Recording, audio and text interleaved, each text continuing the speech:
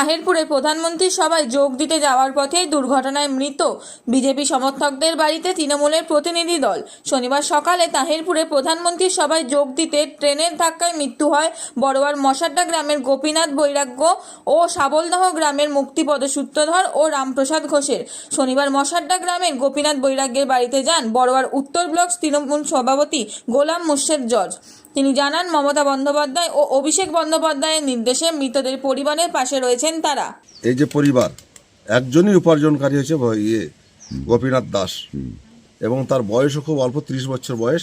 এটা হচ্ছে ছেলে, এটা হচ্ছে তার স্ত্রী, এবং একজন উপার্জনকারী এই সংসারে।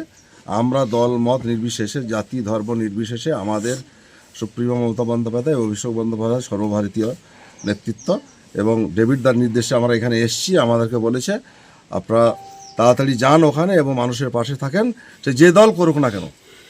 আমরা মানুষের পাশে থাকবো, পশ্চিমবাংলার মানুষ এবং আমাদের বড় ব্লকের মানুষ। আমরা সব রকম সহযোগিতা করব। এই দুর্ঘটনা প্রবণ এই মৃত্যু পরিবারের পাশে আমরা থাকি। এর পাশাপাশি সাবলদহ গ্রামে নিহতদের বাড়িতে যান বড়োয়ার দক্ষিণের ব্লক তৃণমূল সভাপতি মাহে আলম। তিনিও মৃতদের পরিবারের পাশে থাকার আশ্বাস দেন। তো খবর পাওয়া মাত্রই আমাদের দলনেত্রী মমতা বন্দ্যোপাধ্যায় এবং আমাদের নেতা অভিষেক বন্দ্যোপাধ্যায় এবং আমাদের সম্মানীয় জেলা সভাপতি অপূর্ব সরকার, তিনি ফার্স্ট সকালেই আমাদেরকে ফোন করে, আমাদের উত্তরের সভাপতি গোলাম মুর্শেদ জজকে এবং আমাকে ফোন করে। সেখানে বলা হয় যে দূরত্ব তাদের বাড়িতে গিয়ে তাদের পাশে দাঁড়ানো। ঠিক একইভাবে আমরা আজকে পুরো টিম করে বড়ুয়া ব্লক তৃণমূল কংগ্রেসের পক্ষ থেকে আমরা সেই সমস্ত পরিবারদের পাশে গিয়ে তাদের সমবেদনা জানানো এবং তাদের পাশে থাকার আশ্বাস দিয়েছি। এবং আমাদের নেত্রী মমতা বন্দ্যোপাধ্যায় এবং অভিষেক বন্দ্যোপাধ্যায় এবং আমাদের দল সর্বোপরি তারা সব সময় এই পরিবারগুলোর পাশে আমরা রয়েছি।